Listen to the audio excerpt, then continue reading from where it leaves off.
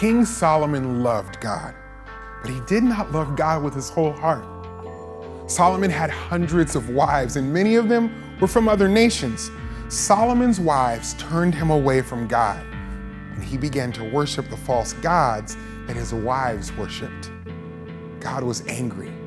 God said to Solomon, "Since you have done this, I will take the kingdom away from you. You will be the king the rest of your life, but when your son becomes king, he will lose everything except for one tribe." When Solomon died, his son Rehoboam became king. The people told Rehoboam, "Your father, Solomon, made us work too hard. We will gladly serve you if you make our work easier." Rehoboam thought about it and asked his father's friends for advice. "Be kind to the workers, and they will work for you forever," they said. But Rehoboam ignored that advice. He asked his own friends what he should do.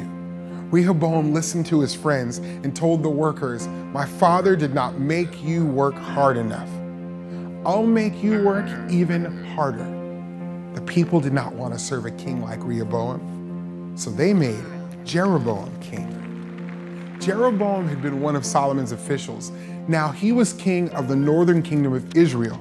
Only one tribe remained under Rehoboam's rule, and that was the southern kingdom of Judah. Rehoboam did not like being king of only one tribe. He planned to attack the northern kingdom of Israel, but God sent a prophet to stop him. The prophet had a message from God.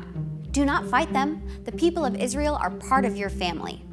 I am the Lord, and I am in control of what is happening." So Rehoboam went home. Now, Jeroboam was the king of Israel, but he wasn't a good king. When the people of Israel traveled to Jerusalem to worship God at the temple, Jeroboam worried that they would start thinking of Rehoboam as their leader. So Jeroboam made 2 golden calves and told the people, "Going to Jerusalem is too difficult for you. Here are your gods who brought you up from the land of Egypt. You can worship them." What Jeroboam did was a sin.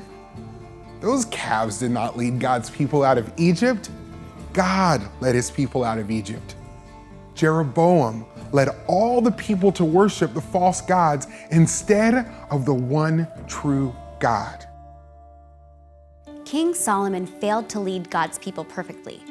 God's people needed a better king, a perfect king.